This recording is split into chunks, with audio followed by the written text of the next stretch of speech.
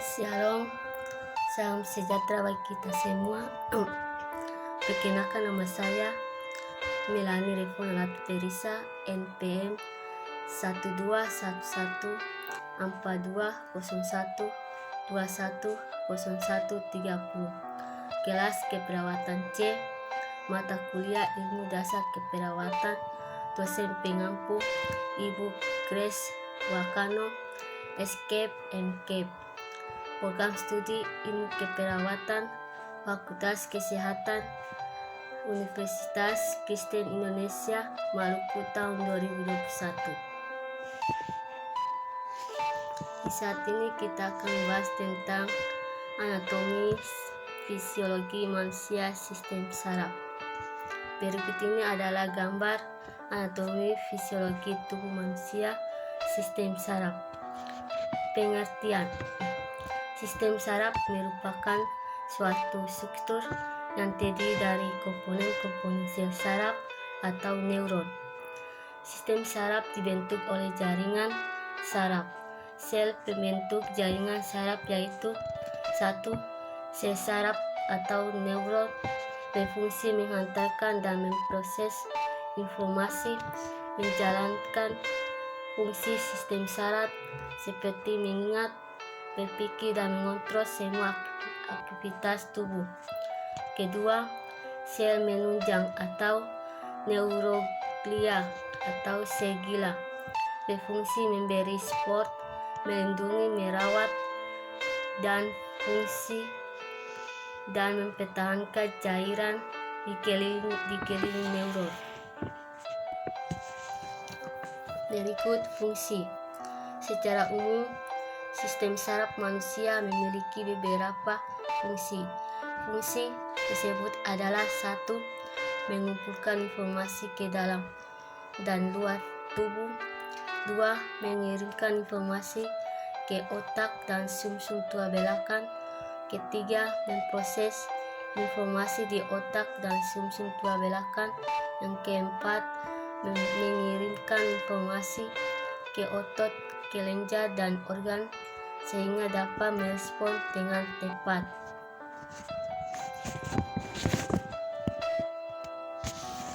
Berikut bagian-bagian sistem saraf. A. Sistem saraf pusat.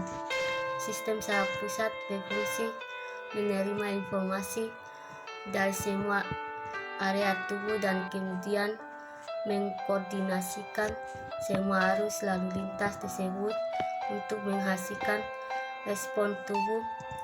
Organ tubuh yang termasuk dalam sistem saraf pusat manusia meliputi 1.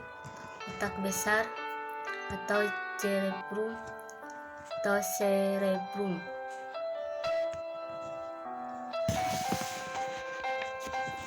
Otak besar merupakan bagian yang sangat penting dari otak, terdiri dari 2 hemisfere.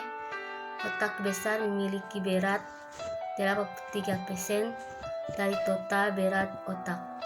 Otak besar terdiri dari belahan otak kanan dan kiri. Belahan otak kanan mengendalikan bagian tubuh kiri, sebaliknya bagian otak kiri mengendalikan bagian tubuh sebelah kanan. Otak besar merupakan pusat pengendali kegiatan tubuh yang didasari. Yang berikut, otak besar ini dibagi menjadi 2 belahan, yaitu belahan kanan dan kiri. Tiap belahan tersebut terbagi menjadi 4 lobus, yaitu pertama lobus frontal terletak di bagian depan otak. Kedua, lobus occipital terletak di otak bagian belakang. Ketiga, lobus temporal terletak di kedua sisi kepala yang sejajar dengan telinga. Yang keempat, lobus parietal terletak di belakang lobus frontal. Yang kedua, otak kecil atau cerebellum.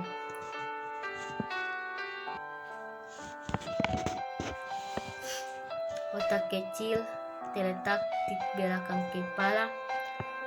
di bawah otak besar atau cerebrum. Otak kecil tempatnya berada di paling atas tengkuk leher. Menariknya, meski dijuluki sebagai otak kecil, cerebellum ternyata cukup besar ketika dibentangkan. Hampir keseluruhan volume cerebellum terdiri dari rajutan lapisan materi abu yang amat sangat tipis dan rapat disebut folium. Fungsi dari otak kecil yaitu 1. Menjaga keseimbangan dan postur tubuh. 2. Mengatur koordinasi dan gerakan tubuh. 3. Mengendalikan gerakan tubuh.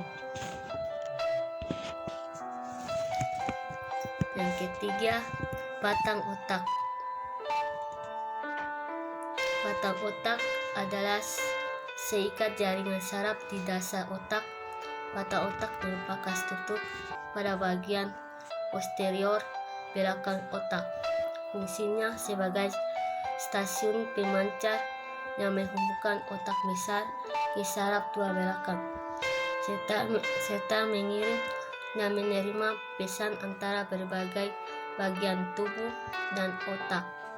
Batang otak terdiri dari 3 struktur utama yaitu 1. Otak tengah. Otak tengah disebut juga dengan mesencephalon. Otak tengah merupakan bagian terkecil dari batang otak dengan ukuran hanya sekitar 1,5 cm. Otak ini terletak di dalam batang otak, yaitu di antara otak depan atau forebrain dan otak belakang atau hindbrain. Fungsi otak tengah yaitu mengatur keseimbangan antara otak kanan dan otak kiri, menjaga keseimbangan hormon pada tubuh. 2. Pons. Pons memiliki panjang sekitar 2,5 cm. Pons merupakan batang berisi serabut saraf yang berfungsi untuk menghubungkan bagian otak besar dengan sumsum tulang belakang serta menghubungkan bagian otak kecil kiri dengan kanan. 3. Medula oblongata terletak di bawah pons dan berperan dan mengendalikan fungsi beberapa sistem tubuh seperti pernapasan, pencernaan, detak jantung, dan menelan. Berikut keempat, medula spinalis atau sumsum tua belakang. Sumsum tua belakang terletak memanjang di dalam rongga tulang belakang, mulai dari ruas-ruas tulang leher sampai ruas-ruas pinggang yang kedua. Sumsum tua belakang terbagi menjadi 2 lapis, yaitu pertama lapis luar, 2 lapis dalam. Lapis luar mengandung serabut saraf dan lapis dalam mengandung badan saraf. Di dalam lapis sumsum tua belakang terdapat saraf sensorik, saraf motorik, dan saraf penghubung. Fungsinya adalah sebagai pengantar impuls dari otak dan ke otak serta sebagai pusat pengatur gerak refleks. Sumsum tua belakang berfungsi untuk 1. Membawa sinyal dari otak. 2. Memberi kemungkinan jalan terpendek gerak refleks. Berikut kelima, sel saraf neuron. Neuron memiliki sel-sel yang sangat kompleks. Meskipun sangat beragam strukturnya, semua sel saraf mempunyai badan sel atau cell body yang berfungsi sangat penting dalam kerja sistem saraf. Neuron terdiri dari beberapa bagian, yaitu 1. Badan sel merupakan bagian yang paling besar dari sel saraf, berfungsi untuk menerima rangsangan dari dendrit dan meneruskannya ke akson. Yang kedua, Dendrit merupakan serabut sel, saraf pendek dan bercabang-cabang, berfungsi menerima dan menghantarkan rangsangan ke badan sel. Ketiga, neurit atau akson berfungsi membawa rangsangan dari badan sel ke sel saraf lain. Berikut macam-macam sel saraf yaitu 1. Saraf sensorik. Saraf sensorik adalah sel saraf yang memiliki fungsi untuk menghantarkan impuls dari alat indera menuju ke otak.